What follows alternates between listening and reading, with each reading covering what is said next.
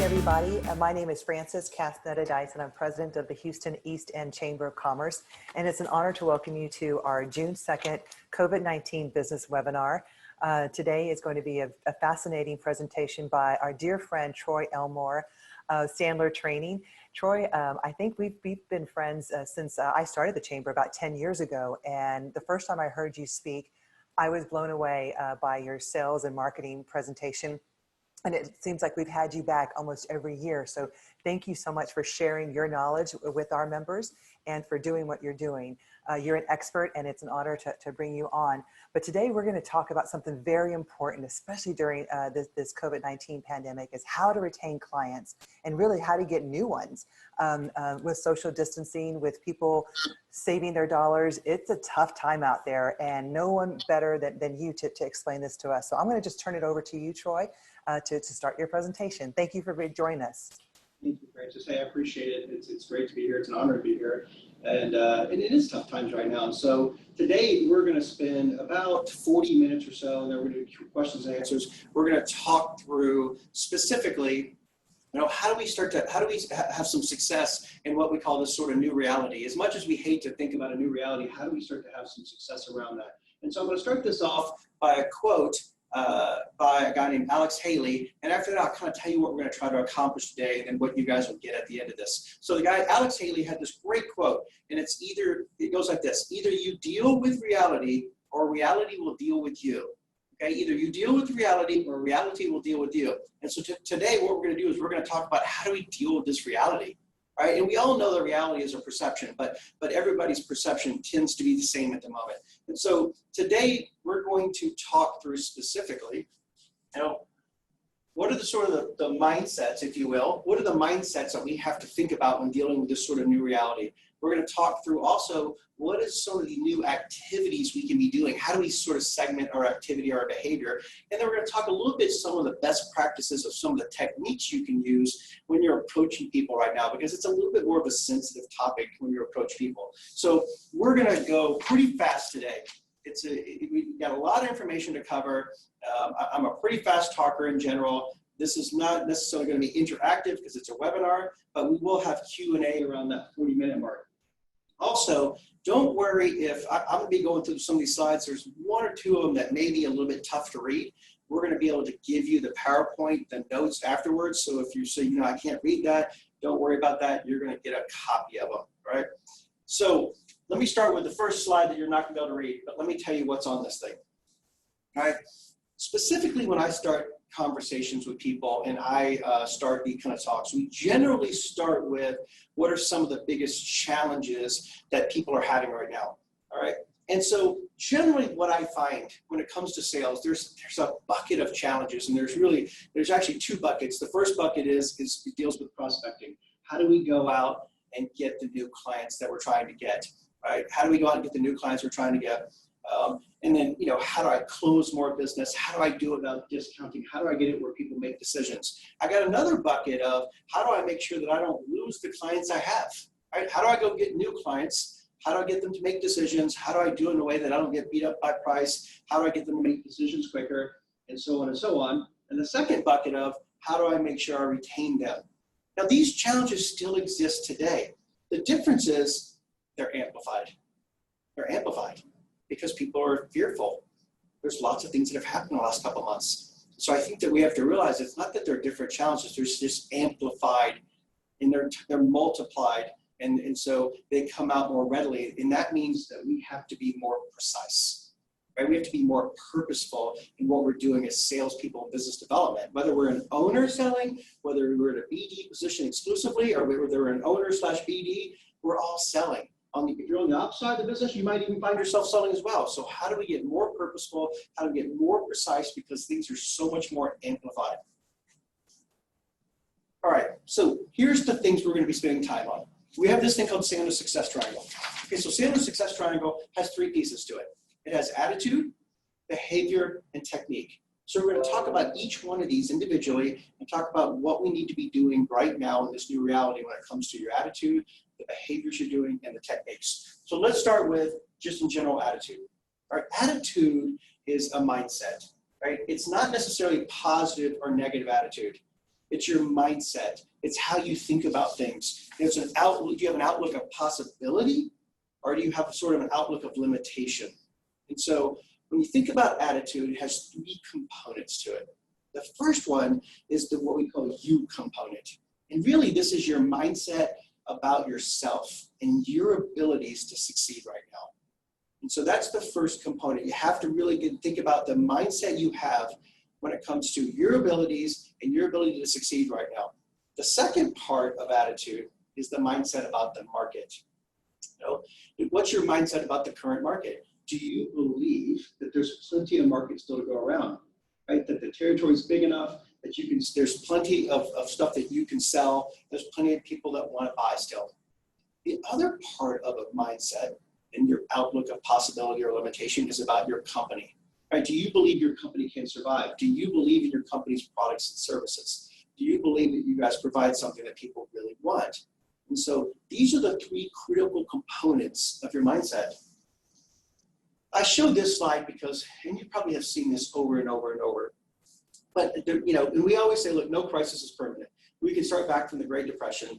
We can talk about the oil bust of the 1980s. We can talk about the internet issues that we had in 2000. We can talk about 2001, September 11th. We can also talk about the housing crisis, 2008. And we can talk about this now. We know it's not permanent. That does not make it any easier in our heads, right? And so, but when you think about this, the people who have the right mindset are thinking in terms of how do I come out better? And there's other people, there's no judgment here. There's other people with certain mindsets that say, how do I hunker down until this goes away, right? And hopefully if you're on this webinar, you're thinking about how do I come out better, right? If you were thinking about only how do I hunker down, then the only reason you would be on here is just to validate that you should still be hunkering down. But I suspect that most people on here are not thinking that way. So what does this have anything to do with sales? Well, here's what we found out. What we found out is when it came to this whole pandemic, we started to figure out, and this is not necessarily the best thing in the world, we started to figure out who are the really good salespeople and who are the average salespeople. There's a quote by Warren Buffett, which is a great quote that says, only when the tide goes out do you discover who's been swimming naked, right? And so the tide went out. Right? The tide went out, and all of a sudden we started looking at our salespeople, even maybe ourselves, and started to say, you know what, as we're trying to get back in this, we're not that good. We thought we were really good, but maybe we were just taking orders, right? And this is illustrating this to us. And so as we go forward, what I think that we need to make sure we do is to think in terms of going forward and not being mediocre. How do we 10x what we have? How do we come out of this thing better than what we did? How do we think about, it starts with our mindset. And so if you're an owner, first and foremost, it's your responsibility to illustrate this. To think about how do I be a 10Xer, right? The tide went out. Maybe we're not as good as we should be. Maybe we're better, you know, but how do I make sure that I'm a 10Xer? And it starts with that mindset. So let me tell you how mindset works. And then we'll talk about some mindsets that would be good to have. So mindsets in many ways are like belief systems, right? You have this belief system, and we all know that we're a product of our belief systems. And so here's how, the way this works is, you have a belief, okay? And let's say that you believe that the market, there's not enough market out there. Oh my goodness, you know, nobody's buying anything, there's nothing I can sell. Let's say that that's your belief right now. What happens is you start to make judgments. You start to perceive the world in a certain way. You start to perceive that, you know, what's the use of reaching out to people? What's the use of trying to email them, call them, do whatever, to try to see if there's any interest in what I sell? Because they're not going to buy anything. You might even perceive that they're going to get upset with you if you call them, right? You're going to get upset with you. And some may, but not everybody will, right? And so you have this deal that the market's not any good, there's nobody buying, so I have this perception of the world.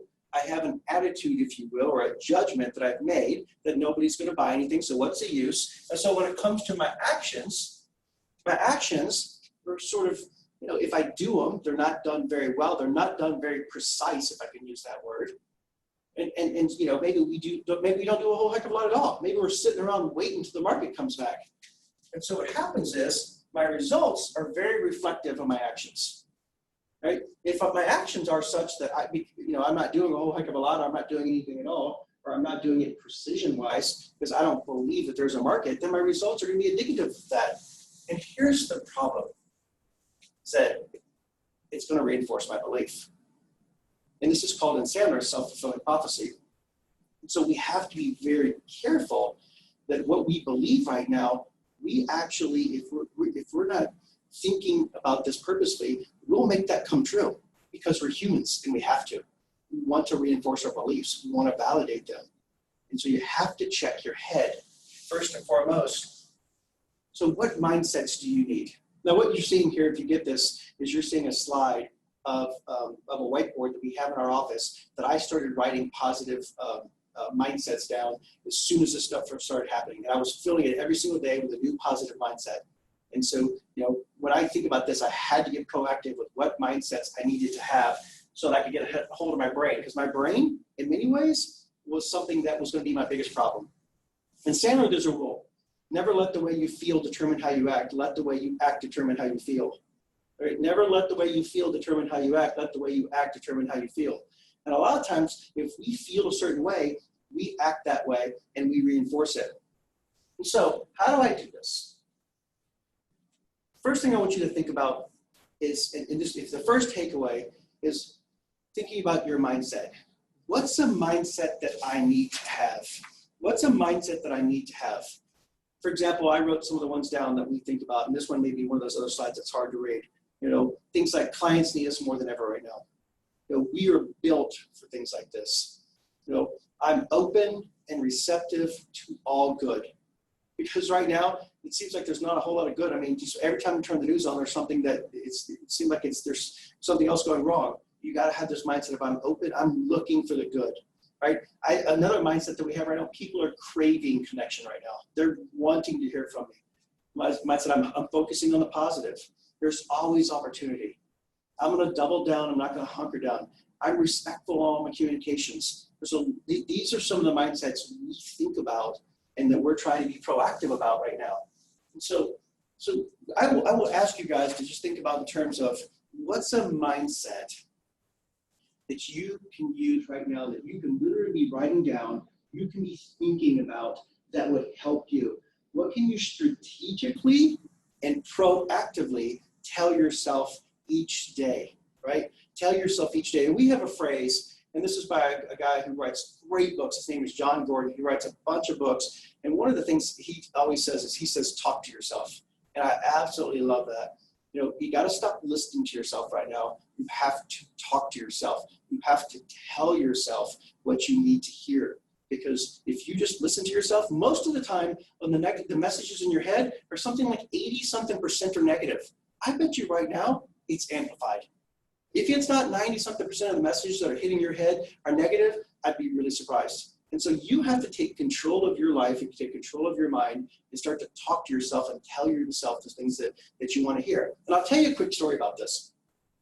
Many, many years ago, when I used to run a lot of marathons, I was running a half marathon. This was way back when my knees were really good.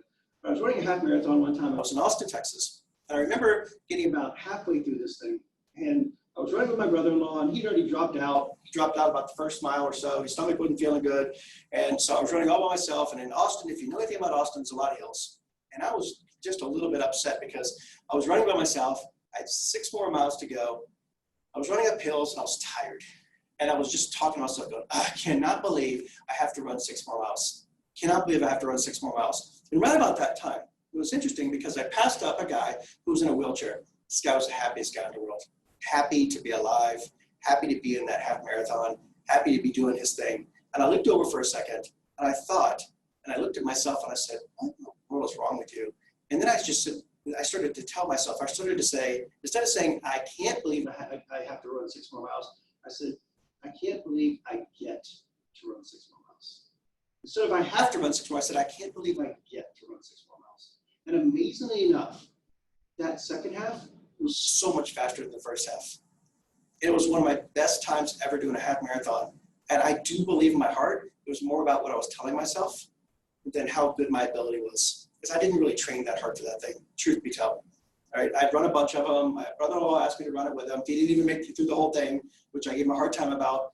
But I can't. So I want you to think about strategically, as I go, before I go to behaviors, Think about what's a mindset. If you could take a piece of paper and write it down, what's a mindset that I need to have right now to help me get through this, but I could be telling myself every day. And again, one of my favorites is I am open and receptive to all good that's in the world today, right? My clients are craving connection with me, right? We are built for this, right? There's so much opportunity, I just haven't found it yet. So start there. That's the first thing you're going to do. And I know that it's going to sound like, well, that's not so tangible. I'm looking for a technique. We'll get there. But if you don't start with your head, then you're going to be, that's going to be your sort of the roadblock you're going to have going forward. So that's attitude. Let's talk about behavior. All right, attitude's mindset. Let's talk about behavior. Now, behavior are those things that I do on a daily, weekly, monthly basis. A daily, weekly, monthly basis. What are those things I need to be doing to be successful? So in sales, it's interesting. Sometimes in sales, we try to measure the results. What results did I get? How many new clients did I get? How many dollars did I sell? How many people did I retain? And those are fine, but you can't control that. The only thing you can control is what you do on a daily, weekly, monthly basis. Right? And that's the action you take. And so when it comes to behaviors, really it's all about the goals, the plan, and the action. And so here's where it's gotten a little bit weird. We've had to revise behaviors, right? We've had to stop doing certain behaviors. We've had to press pause on some of the favorite things, especially when it networking events, in-person networking events, we've had to stop doing. We stopped doing a lot of in-person calls. Traveling is going by the wayside at the moment, unless you're driving in a car. A lot of event marketing, a lot of trade shows, lunch meetings. If you're the salesperson that loves the face-to-face, you feel like I'm not really good on the calls, you're extremely uncomfortable right now. And I can't blame you. If you're like, I love the energy. We get energy by training people face-to-face all the time. It's a lot harder training virtual because I don't get to see you guys. I don't get to connect with you. Right? And so, yes, of course, we've been doing it for 2 years, but it's still not as good as face-to-face. So that's a reality. New behaviors. We had to do a lot of video conferencing. We're doing a whole heck of a lot. We're having to do things like a lot more social selling using LinkedIn. We might be having to make cold calls to people or cold emails. We haven't done that in a long time. Certainly, we can be doing a lot more writing and thought leadership on social media. We do a lot more online trade shows. And in client relationships, we can still do by the phone. We call them touch calls. So we have to think in terms of what are our new behaviors. And so let me teach you something a little bit about how we think about behavior. We use a model called KARE. Okay, KARE stands for keep, attain, recapture, expand. Keep is, think about the clients that you have right now that are loyal, that stick around, that you don't want to go away. There's not a whole lot of new business that can be had, but they're great. They pay, they're fun to work with, they give you a certain amount of revenue, all year in and year out. Those are your keep clients. All right. The attain clients are the ones that you want. These are the target, these are target clients. These are the ones that I want to go get. These are my ideal prospects. That's called the attain ones. These are prospects for the most part. The recapture is, let's say it's old clients that maybe there's some new products and services, there's some new things going on, especially right now, where you might want to go back and get that business back. Maybe you lost it and they're a good client, you want that business back. Certainly in the recapture, if they weren't a good client, you don't want that back, don't put them in the recapture. But think of the recapture as maybe you have something new you can sell, some new product, new service, and you want to go get those people back. So that's your recapture group. The expand group is the clients that you have right now. And maybe you have a little bit of what we call wallet share. You do a little bit of the business with them, but there's so much more you could do for them. There's so many extra things that you could sell, different products and services, maybe it's different divisions. And so what we do, instead of trying to segment our world by necessarily geography or necessarily a vertical, which you still can, we like to think in terms of the KARE quadrants. So what does the KARE quadrant really do? And again, this is one more slide that might be a little bit hard to read, but you'll get it. When you think about KARE, when you think about your behavior, what you can do is you can start to segment behavior. You can look and say, what can I, when it comes to keeping my clients, I don't want them to go away. What specifically can I be doing on a daily, weekly basis? Maybe there's things like touch calls where I reach out to them just to check and see how they're doing. Right? And I can actually measure that. Maybe I'm doing some extra service for them. What about the attain? Well, I can't necessarily make face-to-face now, but what can I do? Maybe I can do some webinars to attract new clients. Maybe I can do some emails, but I can do some cold calls to them. When it comes to recapture, maybe there's some things that I could offer to them that I haven't offered before, some support, some service, that maybe even possibly at no charge to go back and start to recapture and start to have conversations with those kind of clients. Possibly on the expand, think about what are some behaviors that I can do that are above and beyond to get people to have conversations with me about possibly expanding business.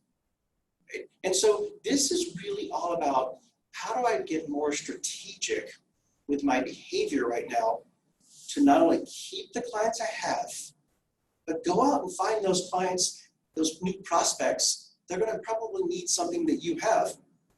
Go out and get the ones back that I lost. And how do I expand business that I have right now? And this is all about, I can't do the things I used to do necessarily, but what can I do, and how do I segment this? And you can track it.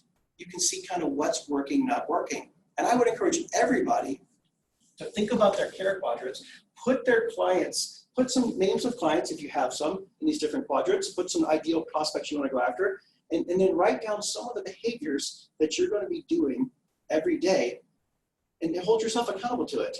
Right? And it's interesting about behavior. Behavior is the only thing you can control. You can't control results. But it's funny how it affects your head and makes it better. Because just trying to change your belief and telling yourself what you need to hear is the right thing. We talked about that. But what's interesting about changing a belief is if you really, really want to change your belief, you think about what behavior, if I had an opposite belief. So if I go back to what I talked about earlier about the market, right? If I thought that there was no market, then my actions are going to be indicative that I'm probably not going to be doing a whole heck of a lot. But if I had the opposite belief, if I was telling myself, hey, there's plenty of market, I just haven't found it yet, what behavior would I do different if I had the opposite belief? And I bet you some of the behavior that you'd be doing different, or the actions, would be in the care quadrants. And it's amazing how if you just start to behave in the right way, it will help your head, right? Go back to that. Don't let the way you feel determine how you act. Let the way you act determine how you feel. Let the behaviors you need to be doing on a daily basis drive your head to the right place, drive your mindset in the right place. But what I would tell you guys to do is be strategic, right? Look at that care quadrant, segment these things out, and start to think about, do I need to be making some touch calls to existing clients? Do I need to be doing some virtual education for some past clients? Do I need to be sending some emails through LinkedIn, social selling on some target prospects right now? Do I maybe need to be adding some value add services to help your clients, to help your existing clients' business? I was listening to the radio the other day. I got to tell you, there's a law firm, and I won't mention them by name. There's a law firm that even has come out and started to say with some of their existing clients, they're starting to add more services to help their existing clients. And I thought, these guys have it going on. They're trying to make sure that they retain their clients, and they're even advertising on the radio new and bigger services to help to make sure that these clients don't go away. And so think about your life from a care quadrant. So that's the attitude. We've done attitude, we've done behavior. Right? Behavior is the only thing you can control. You can't manage results. So now we are talking, one other thing. We talked about you can't manage anything you can't control, never manage your numbers, manage your behavior. The last thing I'll tell you to do right now is time block. Time block everything. Look at your time, even on your Outlook calendar. If you use Outlook, start even color code some of the stuff. You might color code it by, different colors might be for different care quadrants. You might color code it different ways. But I would tell you the best thing you can do right now is start to really time block. So if you have certain time, if Monday morning you're going to make touch calls, and you're going to make them from 9 to 9:30, and you're going to make 5 touch calls, I would put it in your calendar. It says touch calls. You literally put down, here's the clients I'm going to call from 9 to 9:30. That'll hold you accountable to do it. Now, of course, it'd be nice if you had someone else that you were talking to, and they would hold you accountable as well. But I find that if it's on your calendar, you have a tendency to do it. If you have it where it's kind of sitting off to the side, you don't do it as much. Watch your behavior start to get some results and start to help your head. Even if you don't do good techniques, good behavior, you're on your way. All right, so now let's talk about techniques, because we have about 10 or so minutes left, and I want to make sure that we cover these and have some time for Q&A. Okay, techniques. are those things that we do when we actually are trying to get people on the phone or trying to get a conversation with people. And when we get on the phone with them, what do we do to motivate them to have more conversation with us? And hopefully we get to a point where, you know, they make a decision to buy from us. But those are the techniques. And I would tell you the techniques need to be very precise right now. Very precise in what we're doing, what we're saying, and best practices. So let's start with, in general, building relationships. When you are having conversations with people, it's the perfect time to start to engage them.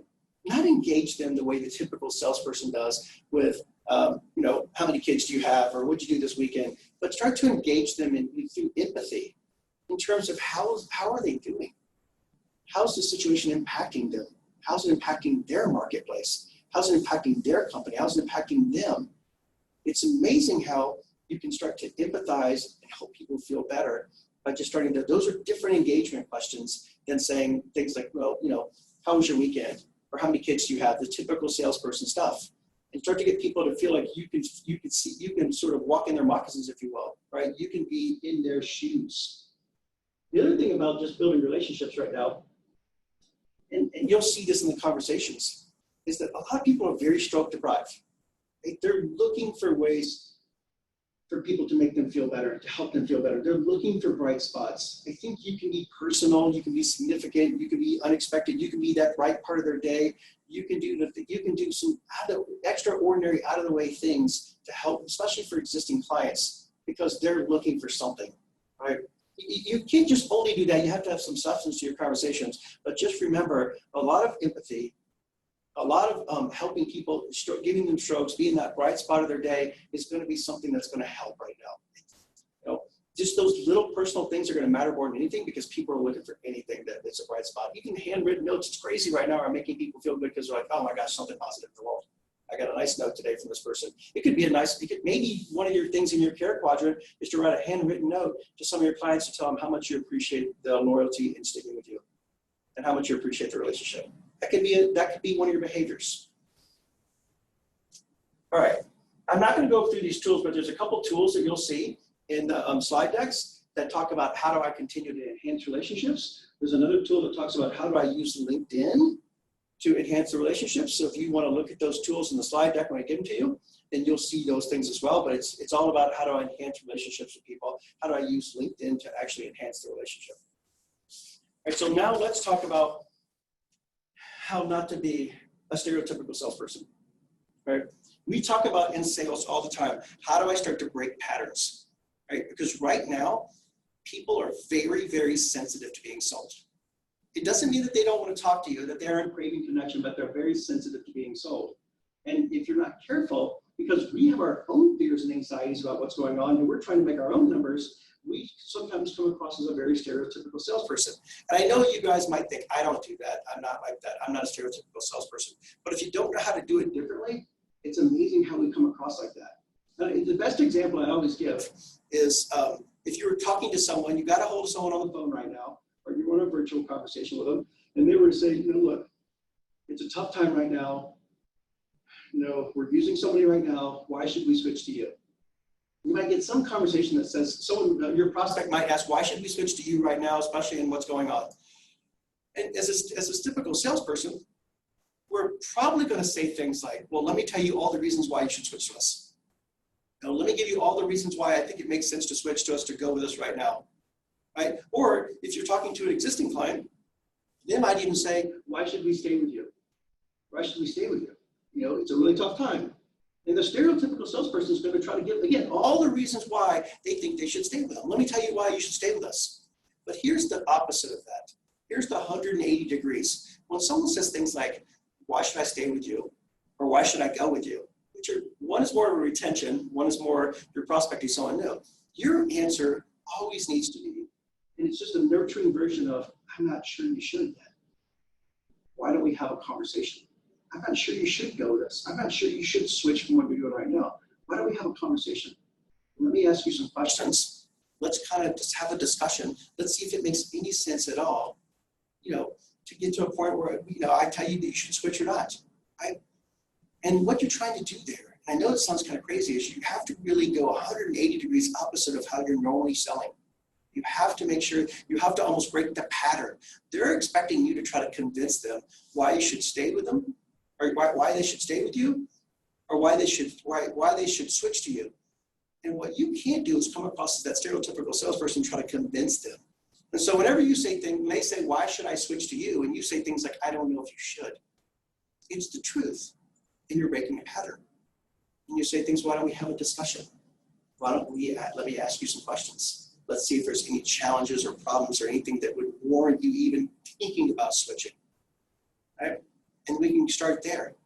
That'll be the first way, besides empathizing with them, that they'll start to see that you care about them more than you care about yourself, and you're not being that stereotypical salesperson. The other thing that's going to be really important when you start conversations with people, we use this thing called an upfront contract. When you start conversations with people, what we want you to do is we want you to be very precise in the conversation. Right? Precise means that you have agreed upon certain things. You've agreed about the purpose of the conversation. Why you guys are talking. You've agreed on agendas. You know, what do they want to get out of the conversation? What do you want to get out of the conversation? And you've agreed on outcomes. You've agreed on where are we hoping to go. You know, what are potentially next steps we're trying to get to? Or maybe if there is no next steps, you've agreed that y'all can both tell each other no. We call those upfront contracts, but really it's just a setting of mutual expectations. In a precise selling day, like we are in a precise selling world that we're in right now, we have to be very precise about the conversation. And the way you get precise about it is to agree up front what you're going to be talking about and the outcomes you're going for. We're even going to give people options to tell us no, they don't want to keep talking, because we're going to start to lower anxiety. We also put on the slide, I put upfront contract tweaks. So you're going to even agree upon whether it's going to be a web call, whether it's not going to be a web call. You're probably going to agree that if you're on a web call, that it's okay to have children on a call, because I got to tell you, if you don't want children or pets in a call at the moment, you might not get very many conversations. You're gonna talk about, if this is a second conversation, you're gonna talk about what you talked about last time. There's very specific things you're gonna do here. And so, but ultimately, an upfront contract is you're gonna set expectations up front about what you guys are gonna be doing, where you're going, what are very specific next steps, and you're gonna calendar it. Because with all the noise going on right now, you can't leave this to be wishy-washy. We have to be precise. And an upfront contract sets mutual expectations at the very beginning, and sets expectations at the very end of the conversation, so that you guys are being very specific in what you're trying to accomplish. It's calendared. It's not wishy-washy. You don't get forgot about as easy. Okay? So we talked about techniques. One, being more empathetic when you first start having a conversation. Number two is setting very good upfront contracts or expectations about what's going to be happening in a call and where you're going. The third thing is, when you're asking questions, remember, this is an emotional time right now for people. People tend to buy emotionally. They're not really buying a whole heck of a lot for features and benefits. They're not buying because you tell them how wonderful things are going to be if they switch to you. Right? The order-taking days are temporarily gone. People aren't buying just because this is a nice to have. It really needs to be a need to have. In Sandler, the word we use all the time is called pain, right? Pain. Do they have enough pain to do something different? And if they don't, the chances of them switching right now are getting less and less.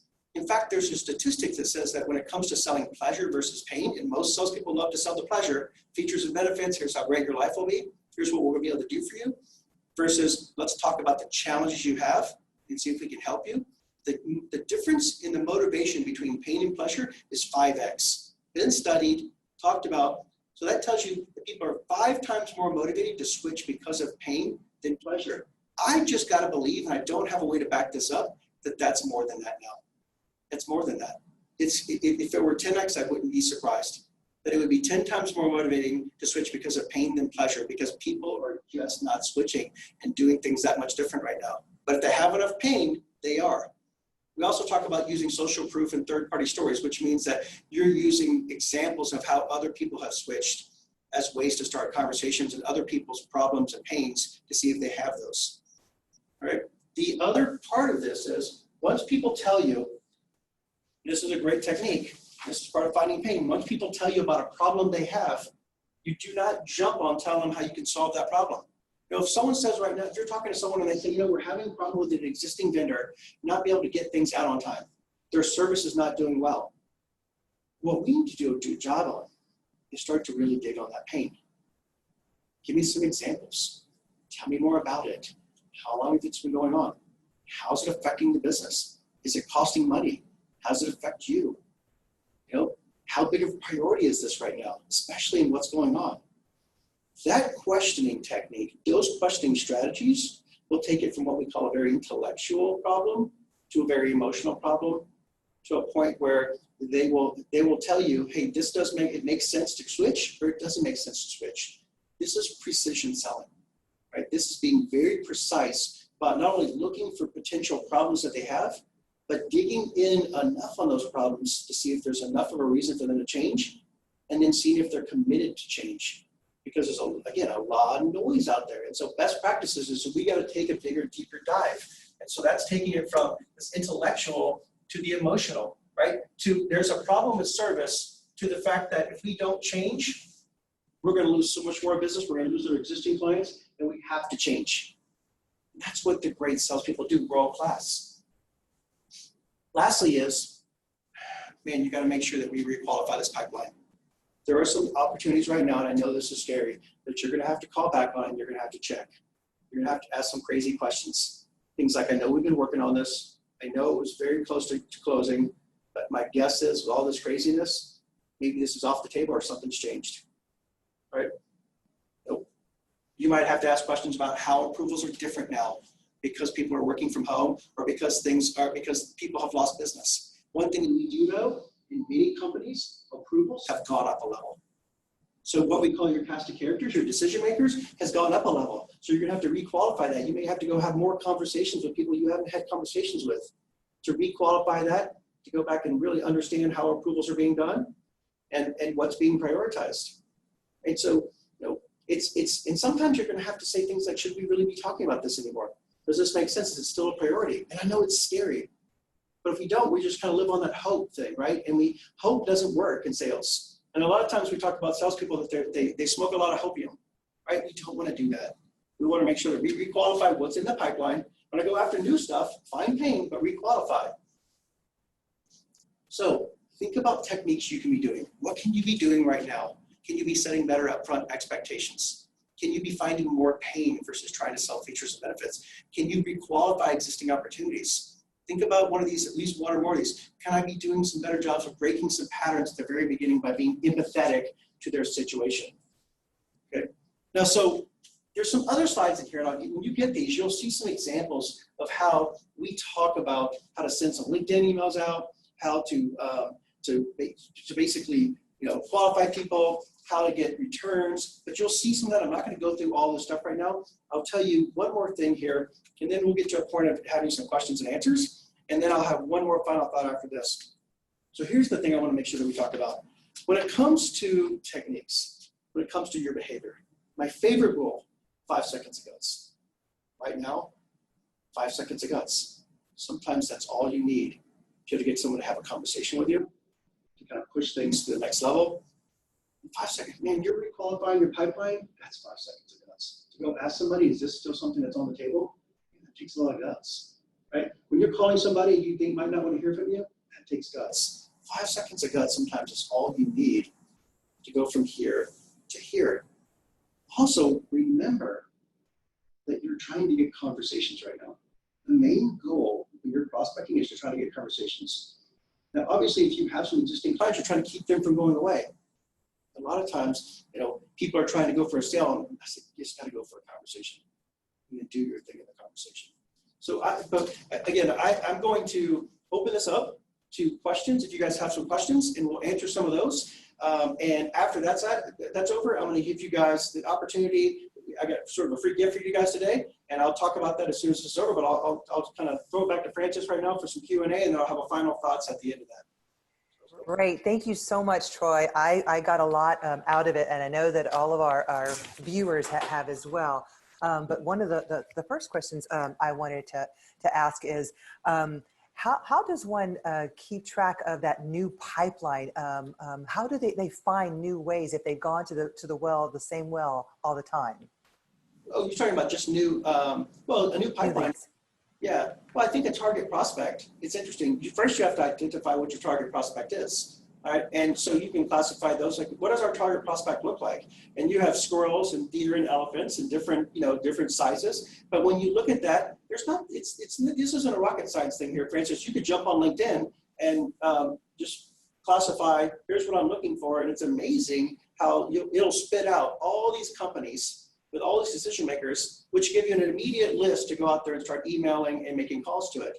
So you could literally Google, these type of companies, and it'll give you leads lists. But LinkedIn, I found, is a really good tool that can segment a specific size company, a type of company, a type of industry, and it gives you a lot of decision makers, so you can at least reach out there. Does that help? It does. And is what you just did on LinkedIn, is that free, or do you have to pay for that service? Yeah, I think that a lot of stuff on LinkedIn is free, but certainly if you want to, I have Navigator.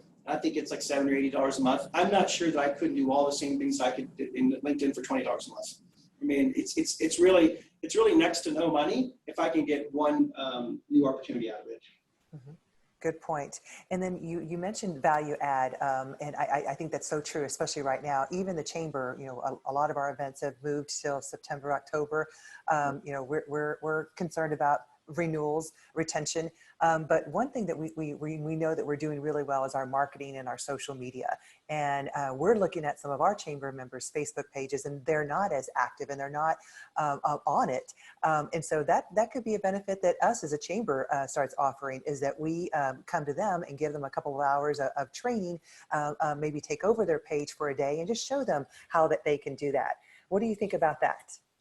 Anything that helps somebody, helps their business, anything that you guys can offer to help their business get kickstarted, get that going, get leads, that's value add. It's stuff that people don't forget about, right? It's amazing how we can you see a friendly face. I know it's a great experience, but when you help grow their business and you help their life, you add value to their life, they don't forget about you. And I think that's what people are looking for, because a lot of people are kind of paralyzed, like, what do I do? And I don't know how to do anything different.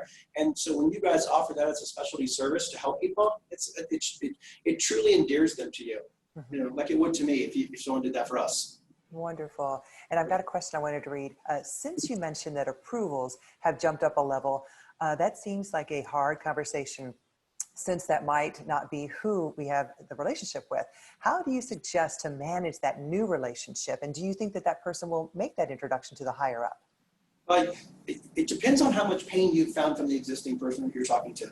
So if you have a lot of pain from the existing person you're talking to, they believe it's a lot of challenge, you built a lot of rapport with your existing approval. But I think the way we always recommend people to say is, look, so if I'm talking to you, Francis, and you're my existing approval decision maker, and you have a lot of pain, you have a lot of problems you want to get solved, you think we can solve them, I might say, Francis, look, I know when this all was happening, you were the main decision maker, and I still probably think you're probably one of the main decision makers here. Is that correct? I give you just a nice stroke, and of course, you're going to probably say, yes, I'm still one of the main decision makers. I might say, in sort of a third-party story, I might say, well, basically what I've seen lately in the last couple of months is that people like yourself, who are the main decision makers, have had to bounce ideas off of other people.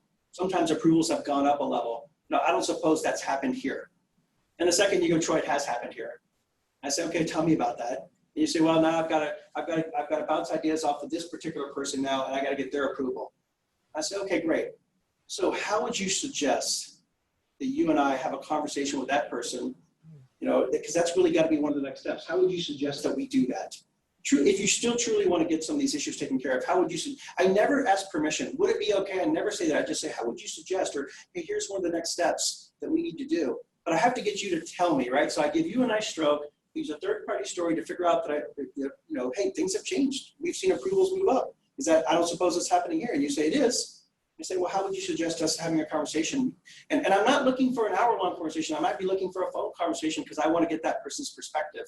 And so that's how I would do it. And there's a real technique to doing that, because I don't want to make you upset because you're the main decision maker, and I don't want to take your power away or your dignity away, or make you feel not okay. That's a great way, and I'm so glad you answered that way. Another learning tool for all of us here. I've got another question for you. So when people are paralyzed or are used to taking orders, what would you say some tools are to help change their mindsets? Well, so this is an interesting thing. We'll tell you, that the best thing that you could do if people are paralyzed is remember the why. Okay, so here's what I did. So I have this vision board, and on this vision board, it has pictures of my whys. And for example, my family's on there. You know, vacations with my family. It's time with my parents. There's certain things that I want to acquire in my life. There's certain experiences that I want. I have faith pictures on there. And so whenever this, especially when the thing in March all happened and everybody just shut it down, everybody just got this, oh my gosh, right? Even so our clients are just like, okay, we got to go. And so it was just a really weird time. And the thing that got me through this and kept me from being paralyzed is I took that vision board, I brought it to my conference room. I got out of my office, I went into my conference room, I put that thing right in front of me, and I just wrote, just basically big marker, remember your why, right? And that why, which is all those things that are super important to me, kept me from being paralyzed. And every time I wanted to be paralyzed, I wanted to kind of say, you know, what do I do? I looked at that and said, my why has to be greater than the what. So what I have to do is kind of scary. It's scary to do things that are uncomfortable, but the why has to be greater. You always have to remember that, right? Your why always has to be greater than your what, the what you have to do. And I think that's the only way you're going to keep yourself from being paralyzed. You know, it's just to remember why you're doing it. And you know, because I'm not going to go to my family and tell them, yeah, your dad was really uncomfortable doing this virtual thing, so he decided not to do it. And yes, so much for, we're gonna have to move, by the way, because we're not gonna be able to afford this home anymore and all this stuff. And so they're gonna be looking at me like I'm crazy. Like, what do you mean we have to move? Yeah, I don't really want to do it. Virtual is uncomfortable. I like face-to-face. So I wasn't going to do that. The why is so much greater than the what. And that's the way you have to think about it. And that will be the best motivator in the world. Great answer. Great answer. And Troy, I was complimenting your screen in the back, and you know, for all of us are coming, but you were ahead of the game. You were doing webinars like this from your screen way before COVID-19 happened, and now we're playing catch up to you. Are there any tips that you would recommend to business owners who are trying to get to do webinars? We have Zoom, but your process in the back looks amazing.